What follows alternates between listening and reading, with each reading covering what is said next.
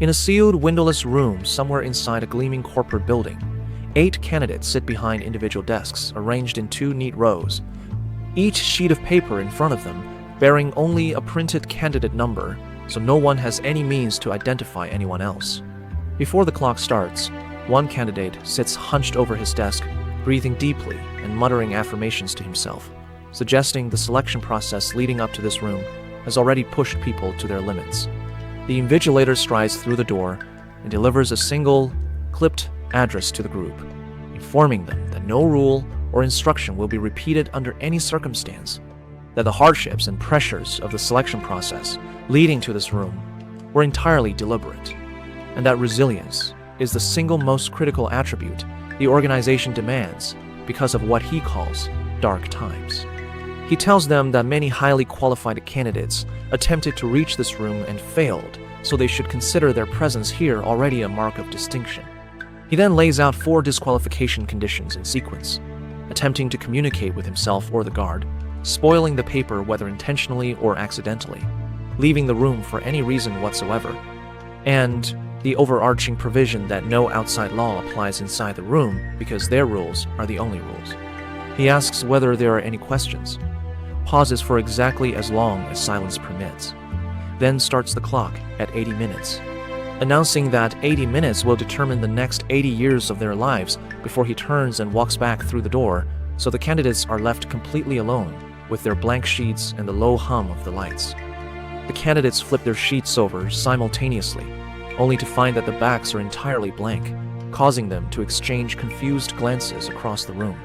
One candidate, a young woman of East Asian appearance, sitting in the front row, immediately begins writing the phrase she believes represents an acceptable answer, causing the guard standing at the back wall to advance toward her and physically escort her out of the room because she has written on the paper without understanding what the question was, spoiling it. Her removal reduces the group to 7, so the remaining candidates freeze in their seats, acutely aware that an incorrect assumption about the rules can end their candidacy in seconds. A sharp-featured young white man stands from his seat and quietly points out to the group that the invigilator's rules explicitly forbade communicating with the invigilator or the guard, but said nothing whatsoever about the DOB, candidates speaking to one another, so the rules leave a clear opening for collaboration. The realization cuts through the collective paralysis, causing several candidates to straighten up and begin talking.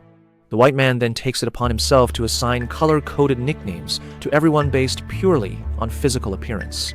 White for himself, black for the composed black man sitting across the room, brown for the man of South Asian descent. He initially and condescendingly calls Gandhi, blonde, and brunette for the 2 women differentiated by hair color, dark for a woman with darker features, and deaf for the silent man at the far end, who has not spoken and appears to communicate only in French. So the group now has a shared vocabulary they can use quickly without surrendering their real names or professional identities. Most candidates accept the arrangement under time pressure, though Brown objects to the racial undertone firmly enough that White switches from Gandhi to Brown, and the group agrees to push forward because nearly 15 minutes of their 80 have already disappeared. With cooperation established, Brunette suggests the question might be printed in invisible ink or as a watermark, causing the group to move their papers toward the horizontal fluorescent strips lining the walls. White leads the group in holding each sheet directly against a light so they can check for hidden text, but the strips reveal nothing. Brunette then points out that light exists on a spectrum beyond what the eye can detect: ultraviolet, infrared, X-rays, so the source of any hidden illumination must be somewhere in the room itself. Dark notes there are no light switches inside, meaning the lights are triggered another way, so the group votes to break the normal strips, betting that doing so will activate the emergency lighting. They smash the tubes, causing the room to switch over to a different set of strips that emit a blue-tinged glow. Brown identifies it as a black light of the kind used by credit card companies to reveal security symbols, causing everyone to check their papers once more under the new illumination. The papers remain blank, so the group identifies the second tier of strips as near-infrared, the kind art historians use to reveal underdrawings beneath old paintings, causing them to hold the papers up once more. The infrared produces nothing either, so the group concedes that light alone is not the answer and needs to move on. White pivots and proposes that the question might be revealed by liquid rather than light. So the group begins applying every bodily fluid they can produce, spitting on the surface, pressing wet fingers across the grain because a watermark, by definition, requires moisture to develop. One candidate takes the method further and urinates directly onto his sheet, causing others to look away in visible disgust. But Brown points out that urine is sterile and that by any means necessary still applies.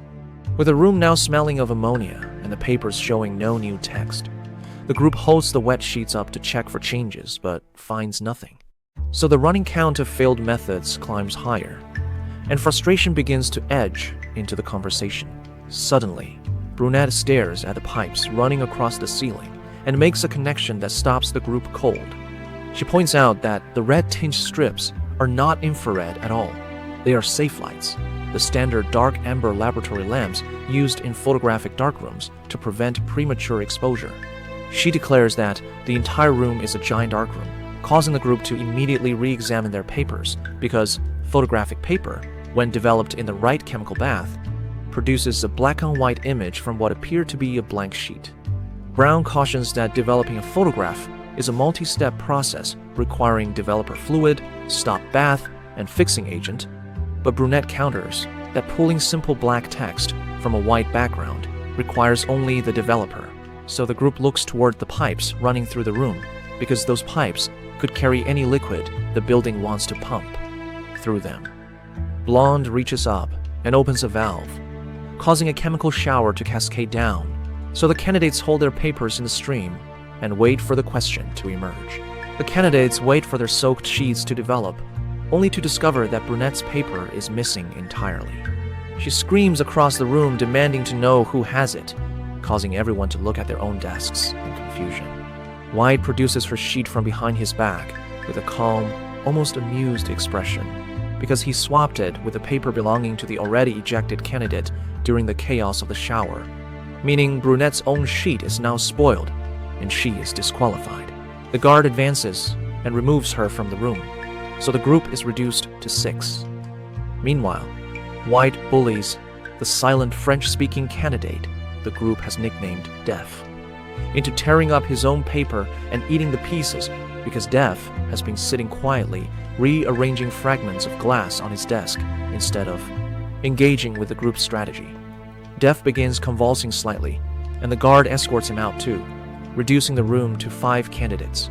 Brown now advances a theory to the group, arguing that the 4 men and 4 women who survived to reach this room represent an almost impossibly well-balanced cross-section of gender, ethnicity, and complementary skill sets, causing him to conclude that the selection process was engineered to produce exactly this combination, not for a conventional exam, but for an experiment in live group dynamics, with the board of directors watching through the mirror wall and placing their own assessments on who will crack and who will thrive.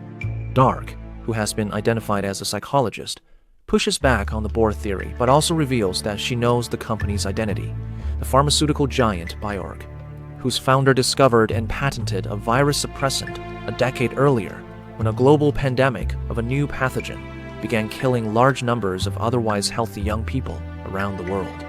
That suppressant caused the mortality rate to halve within 6 months of release, so the company grew at a pace that outstripped most national economies. Bjorg now carries annual revenue of $20 billion and a market capitalization of $60 billion. And if it were a sovereign nation, it would rank as the world's 8th largest economy, with projections pointing toward 6th within a year. Dark further discloses that the company announced a public hiring freeze the previous year, but the freeze was only for external appearances because internally the organization is expanding rapidly again. The group deduces from the context that this can only mean a cure rather than a suppressant has been developed and is approaching readiness for distribution, causing manufacturing, logistics, and marketing departments to need to triple in size for the global rollout, which in turn explains why an administrative role close to the founder carries this level of consequence. With 20 minutes remaining and still no visible question, the remaining 5 candidates begin tearing apart what little trust was holding the group together. Brown physically restrains Dark because he suspects she is a plant employed by the company to observe and manipulate the group's dynamics, so he threatens to use a strip of paper to cut her inner thigh, in the most sensitive area he recalls from military service, unless she reveals what she knows. Dark screams that she applied for the job through internal channels and knows nothing of the exam structure, causing Blonde to move toward her in an attempt to intervene. Meanwhile, White, now tied to a chair by Black and Brown as punishment for his earlier sabotage, begins convulsing and claims to need a suppressant pill he carries in his left pocket, taken every hour on the hour, because it is the only treatment for the virus. The group searches his pockets and finds nothing.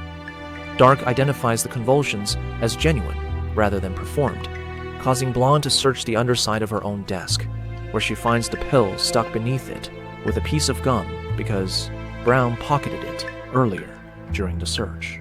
Blonde forces the pill into White's mouth, so his convulsions stop almost immediately and he recovers, confirming he is a carrier like Black, who quietly reveals that his wife died from the same virus. Sometime later, with barely 10 minutes on the clock, White delivers what he presents as the answer to everything. He tells the group there is no question, causing the remaining candidates to stare at him in disbelief. He recites the invigilator's exact phrasing, "There is one question before you, and one answer is required," and argues that if every visible method of finding a written question has been eliminated and the room itself has been reacting to their behavior, then the test and the room are the question, and the candidates themselves are the answers.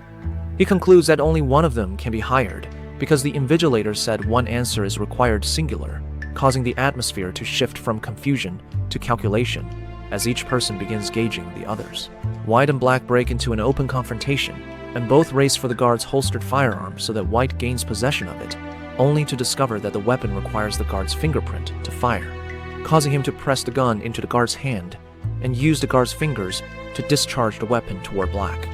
In the resulting darkness triggered when Blonde shouts the phrase "lights out," which the voice-activated room interprets as a command, White shoots Black, who collapses to the floor. Blonde steps just barely outside the door threshold to complete her exit as required, but keeps one foot inside the room, so she is not fully disqualified. White shouts at the wall that he has won, only to realize that the deaf candidate adjusted the clock before leaving, so the 80-minute window has not yet expired. The glass wall illuminates, and the silhouette of the invigilator becomes visible. White looks at Black on the floor, and, recognizing the futility, turns the gun on himself, only to find it will not fire without the guard's touch. So, the guard simply places a hand on White's shoulder and escorts him out. Blonde re-enters the room fully, picks up her paper, and crouches near the fragments of the deaf candidate's broken glasses.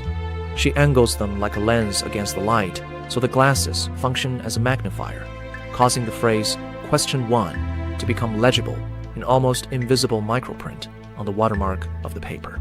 She realizes that the only question ever formally directed at the group was the invigilator's single closing remark before the clock started, "Are there any questions?" And she said nothing, so her answer was no. She carries her paper to the wall and offers it to the invigilator. He confirms she is the successful candidate and explains that the man the group knew as deaf is in fact the company's founder and CEO, a scientist who has no interest in public exposure, choosing instead to run the company from behind a layer of proxies while personally selecting anyone who enters his inner circle. Blonde pushes back, pointing at Black lying on the floor, calling the entire process unacceptable, causing the invigilator to ask who told her Black is dead.